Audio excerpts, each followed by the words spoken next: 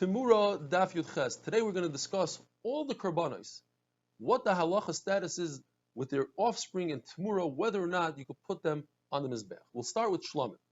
Shlomim, according to the Tanna Kama, that's the halacha. Midiraisa, you makriv, you put on the mizbech their offspring and Temurah. According to Rabbi Eliezer, there's a gzerim derabanan where we're concerned that perhaps people will accumulate these offspring and eventually they'll come to do gizav avodah, and therefore what you do is you put the animal in a room and you don't give it anything to eat and drink, and it dies on its own. There's a three-way machlokes regarding this shlomim's vlad vlados, the grandchild of a shlomim. What's the halacha? One man Omar says, according to Rava, everybody agrees that you put it on the mizbeach because we don't have to be concerned with grandchildren. It's not very common. There's no reason to make a gzeira. According to Rabbi Shua ben Levi, from the fact that you see that he has these grandchildren, it's evident that he wants to upbring these offspring, and therefore we have to be geyser. And according to everybody, you cannot bring the grandchild on the mizbeach. And according to Rabbi Shimon, it's a machlokes whether or not you can put it on the mizbeach. According to Rabbi Eliezer, you can't, and according to Tanna Kama, you could.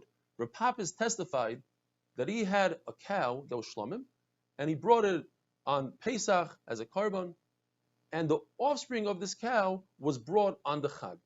We must say that we're talking about a story that the cow gave birth on Pesach, and you need at least 7 days to be makriv the offspring, so therefore they couldn't bring that offspring on Pesach. So when's the next best time? On Shavuos. But Rav Papa says he was makriv on the Chag, and Chag usually means Sukkos. So according to one pshat in the Gemara, in fact, they brought it on Shavuos. And they call Chag is Shavuos. But Rava says no, Chag is always Sukkos. And they brought this animal on Sukkos. And the fact that they didn't bring it on Shavuos doesn't mean that he was over every day on an asay. The problem was that the animal was sick on Shavuos, and an animal that's sick you cannot bring as a korban, therefore they had to wait until Shavuos. Now we're moving on to Bechar and Meiser Behema.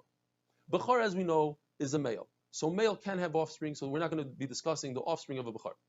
Temurah, as we said many times, doesn't apply to Bechar and Meiser Behema. There's no Temurah you can't be makriv a Temurah of Bechar and Meiser Behema. But Meiser Behema, perhaps you could learn Meiser Behema, the offspring of Meiser Behema, from Bechar. But that you can't do because it's Efshar, it could have offspring Meiser. From Efshar, you can't learn from a Bechar, which it's impossible for Bechar to have offspring. Therefore, we learn offspring from Shlomim. Shlomim, we said a minute ago, that you are makriv. But Dafke Shlomim, you're makriv, the offspring, and not other karbanos. Therefore, Meiser Behema, you're not makriv. What do?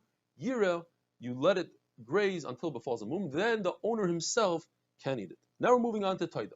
Taida, you could be makriv, its offspring, and the Temurah, according to everybody, because it's not very common and there's no gzeira here.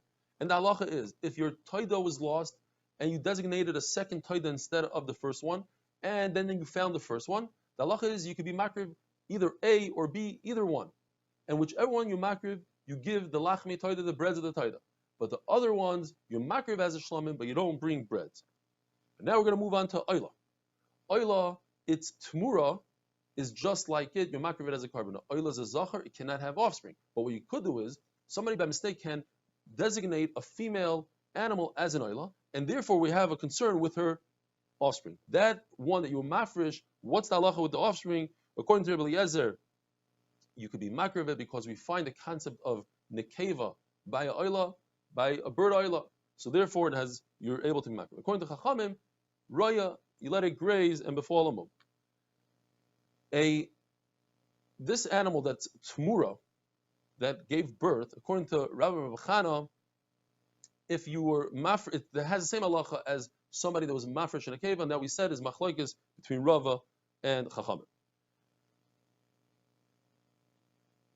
Why is that? According to Rava, according to everybody, you're makriv it because it comes from a Gdusha, it comes from a koyach of Gdusha. In other words, the original Oila was a Zachar, which was Kadosh, had an Oila, so therefore this also is, the Temurah also has Gdusha. We know that the offspring of a Chatos and the Temurah of a Chatos are both from the 5 Chatos that die. And the halacha is that kol shebechatos mesa, anything that the halacha by chatos is that it dies, ba'asham yira. So therefore, by a korban asham, if you have offspring of asham or temurah of asham, the halacha is that you let it graze until it falls on mum, and not like Rebbe Lezer that says kachatas kasham. It says in the pasuk that they both have the same halach, and therefore, according to Rebbe Lezer, the asham also must die.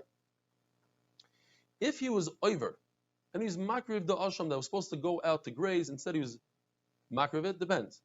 If it was a nitik l'riyah, meaning it was destined already, it was put aside to graze, then b'di'evet it's kosher for oila.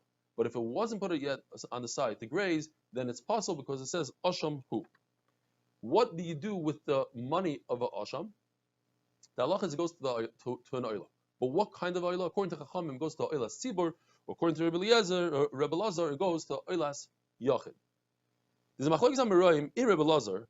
If somebody did Temurah by nekeva, by a asham, and she gave birth to a zachar, according to one man the Omar, it's an oila, and according to the other man the Omrim, it must graze. Why? Because only by a oila nekeva do we say that her offspring is karev, because it has a name of oila. The mother has a name of oila. That's according to Rava. Abaye says different pshat. He says each one as its halacha, and we view them as moisros. We view them as extra. So when you have a moisar, extra money for a oila, the halacha is that you makriv it as oila, and by a asham, the halacha is that it goes out to graze. Have a wonderful day.